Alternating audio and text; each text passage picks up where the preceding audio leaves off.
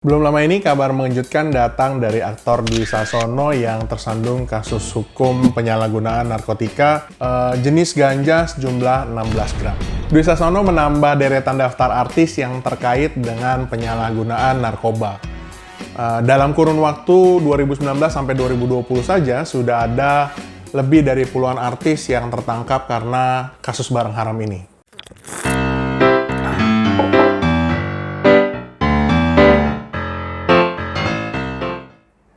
Dan beberapa di antaranya ada Nani Darham yang ditangkap pada tanggal 4 Februari 2020 bersamaan dengan barang bukti 14,86 gram kokain dan 9 butir Happy Five. Lalu ada Jerry Aurum yang kedapatan memiliki ganja gorila, 15 butir ekstasi, dan 58 gram ganja.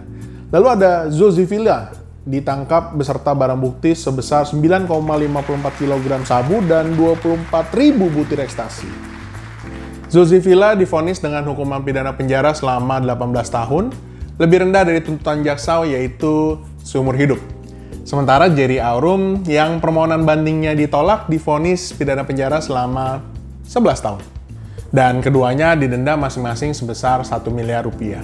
Lalu bagaimana dengan Nani Darham? Saat ini proses hukumnya sedang berjalan, tetapi Nani Darham terancam hukuman 20 tahun penjara. Berbeda dengan Zul, Jerry Aurum, dan Nani Darham, artis Jeffrey Nicole yang ditangkap dengan barang bukti 6 gram ganja divonis 10 bulan penjara, dipotong masa tahanan, dan menjalani rehabilitasi di RSKO Jakarta Cibubur. Yang membedakan di antara contoh kasus tersebut sudah pasti adalah jumlah narkotika dan jenis narkotika yang berada dalam penguasaan mereka. Lalu sebenarnya bagaimana sih pengaturannya? Dalam video ini gue akan bahas lengkap mengenai hal-hal dari dasar hukum, penggolongan narkotika, tahapan proses hukum, dan yang paling terakhir adalah pilihan antara rehabilitasi atau hukuman penjara. Di Indonesia, ketentuan mengenai psikotropika dan narkotika diatur dalam dua undang-undang yang terpisah.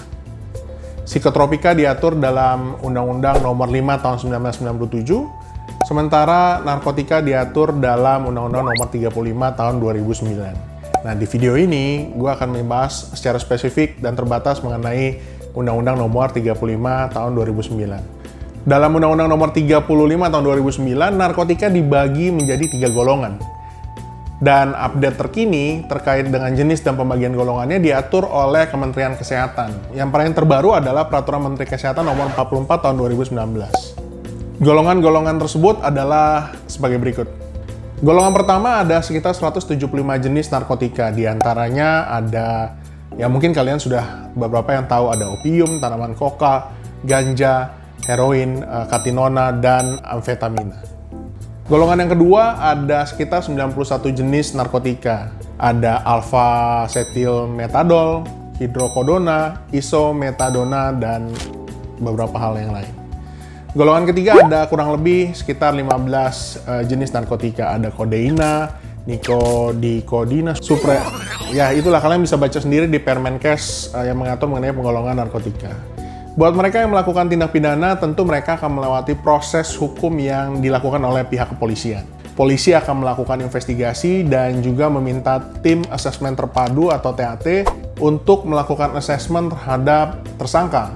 Nah, hasil asesmen tersebut akan menjadi rekomendasi bagi para penyidik untuk langkah selanjutnya yang akan diambil oleh pihak kepolisian. Pihak kepolisian sebenarnya punya diskresi untuk tidak melanjutkan suatu proses hukum terhadap tersangka ke pengadilan dan dapat langsung memerintahkan tersangka menjalani rehabilitasi. Contoh kasus yang menarik adalah kasus yang melibatkan wakil Sekjen Partai Demokrat yaitu Andi Arief. Andi Arief ditangkap pada Minggu malam 3 Maret 2019. Meskipun hasilnya positif, politisi itu diizinkan pulang dan kasusnya tak berlanjut sampai ke pengadilan. Andi Arief hanya dikenakan rehabilitasi oleh pihak kepolisian. Pihak kepolisian mengatakan mereka mengambil keputusan tersebut berdasarkan surat edaran nomor SE/01/Romawi 2 2018 Bareskrim tentang petunjuk rehabilitasi bagi pecandu narkotika dan korban penyalahgunaan narkotika. Berbeda dengan Andi Arief, jika proses dilanjutkan oleh kepolisian, maka pihak kejaksaan dapat memproses kasus dengan melalui acara pemeriksaan singkat atau acara pemeriksaan biasa. Kasus yang dapat diproses dengan acara pemeriksaan singkat manakala proses pembuktiannya relatif mudah. Dan yang pertama adalah tersangka tertangkap tangan, lalu mengakui perbuatannya, ditemukan barang bukti, dan hasil pemeriksaan laboratoriumnya menunjukkan hasil yang positif. Dan pada saat tertangkap tangan tersebut, maksimal sebatas hanya untuk penggunaan atau kebutuhan pemakaian dalam waktu 1 hari. Rinciannya sebagai berikut.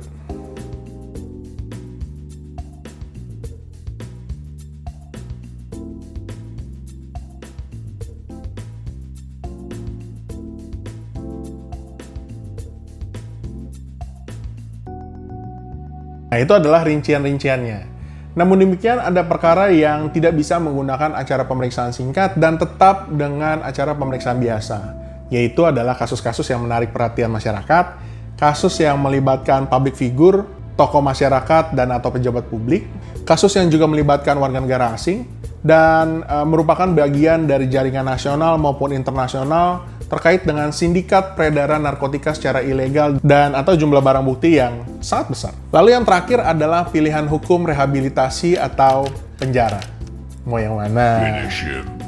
Kalau tersangka dalam proses pemeriksaan bukan hanya memakai, melainkan memproduksi, juga menjual, menjadi kurir, melakukan ekspor impor, dan bahkan terlibat dalam sindikat penjualan narkotika, ya udah nasib lah. Itu tidak mungkin lagi dilakukan rehabilitasi. Mungkin ya.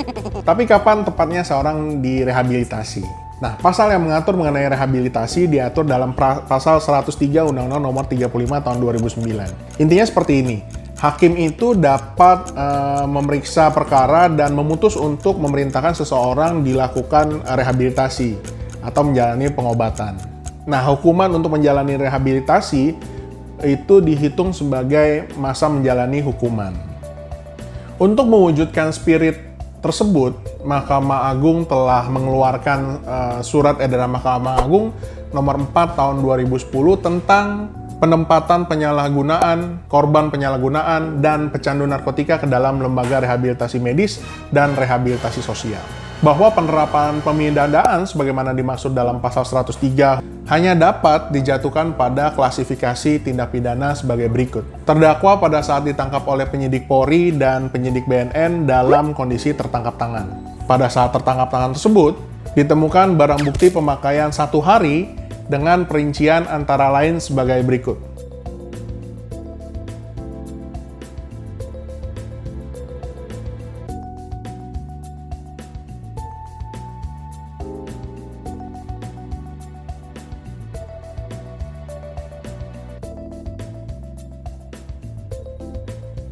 Nah, itu adalah listnya. Lalu yang dibutuhkan selanjutnya adalah surat uji laboratorium yang menunjukkan hasil positif bahwa tersangka menggunakan narkotika berdasarkan permintaan penyidik. Dan yang terakhir adalah tidak terdapat bukti bahwa yang bersangkutan terlibat dalam peredaran gelap narkotika. Nah, gue akan mundur sedikit dan gue akan sharing terkait dengan proses penangkapan. Apabila kalian, keluarga, atau teman-teman kalian ditangkap oleh aparat yang berwenang, maka yang harus kalian lakukan pertama-tama adalah kalian harus meminta surat tugas dari aparat kepolisian. Kedua, kalian harus meminta surat perintah penangkapan, baca surat perintah penangkapan tersebut, apakah identitas dan alasan penangkapan, serta uraian singkat tentang kejahatan yang disangkakan, itu sudah sesuai dengan apa yang merupakan identitas kalian. Dan keluarga berhak mendapatkan tembusan surat penangkapan segera setelah penangkapan dilaksanakan. Kadang-kadang ada oknum aparat yang nakal dan tidak melakukan penangkapan sesuai dengan prosedur yang berlaku. Mereka tidak dapat menunjukkan surat-surat tugas maupun surat perintah penangkapan. Lalu kalian diminta ikut ke kantor polisi dengan iming-iming sebentar saja guna dimintai keterangan. Padahal ketika sampai ke kantor polisi, Anda langsung ditangkap dan ditahan serta tidak akan diizinkan untuk pulang. Jadi sebelum itu terjadi, kalian harus pastikan bahwa memang hak-hak kalian sudah terpenuhi. Tetapi beda halnya jika kalian atau beberapa kenalan kalian tertangkap tangan, atau lebih umum bahasanya ketangkep basah. Nah, ketika terjadi tertangkap tangan, maka penangkapan kalian dapat dilakukan tanpa surat. Setelah kalian ditangkap, maka hak kalian adalah meminta menghubungi pengacara kalian atau minta didampingi oleh pengacara kalian. Lalu selanjutnya kalian berhak untuk minta dibebaskan jika status kalian masih berstatus sebagai saksi dan jangka waktu penangkapan 1 kali 24 jam telah terlewati. Itu tadi beberapa informasi terkait dengan hukum narkotika dan psikotropika di Indonesia, serta proses hukum bagi mereka penyalahguna yang dapat direhabilitasi ketika sudah tertangkap. Just for your information, rehabilitasi juga bisa dilakukan secara sukarela atau volunteer sebelum kalian tertangkap oleh aparat kepolisian. Gimana? Kalian mengerti penerapannya secara umum? Kenapa si A hanya direhab dan sementara si B dihukum pidana penjara? Kalau kalian masih bingung, nggak apa-apa. Gue juga kadang-kadang masih bingung penerapannya. Dan yang membingungkan adalah, nggak jadi deh, takut. Semoga Dwi Sasono mendapatkan solusi atas permasalahan yang sedang dihadapinya. Semoga informasi tersebut bermanfaat. Kalau ada hal-hal lain yang lupa gue untuk sampaikan dan kalian mau tanyakan, silahkan komen aja di bawah. Dan kalau kalian suka videonya, please do like and share ke teman-teman kalian. Dan jangan lupa subscribe supaya kalian nggak ketinggalan video gue selanjutnya. Dan sampai ketemu lagi, bye!